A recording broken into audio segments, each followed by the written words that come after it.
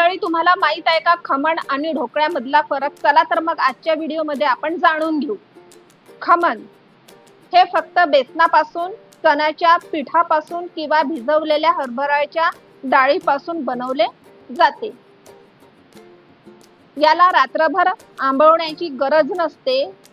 Eno किंवा baking सोडा घालून instant झटपट बनवले जाते. याचा रंग गडद पिवळा असतो. हे खूप मऊ, हलके, स्पॉन्जी आणि रसरशीत ज्युसी असते. फोडणीमध्ये पाणी, साखर, लिंबू, मोहरी, कढीपत्ता आणि हिरवी मिरची वापरतात, ज्यामुळे ते रसरशीत होते. आता ढोकळ्यामधला फरक. हे तांदूळ आणि चणा डाळीच्या किंवा मिश्र डाळीच्या मिश्रणापासून बनवले जाते.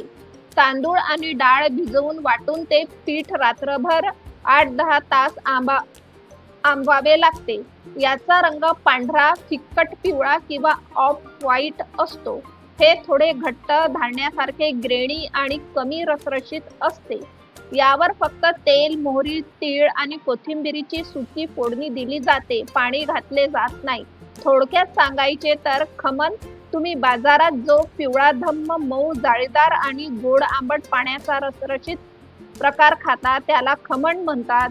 ढोकळा जो पारंपरिक पद्धतीने तांदूळ डाळ आंबवून बनवला जातो, उदाहरणार्थ खट्टा ढोकळा किंवा व्हाईट ढोकळा, तो म्हणजे खरा ढोकळा. टिप: महाराष्ट्रात आणि इतर भागात खमणला सर्रास बेसन ढोकळा किंवा नायलॉन ढोकळा म्हणून ओळखले जाते.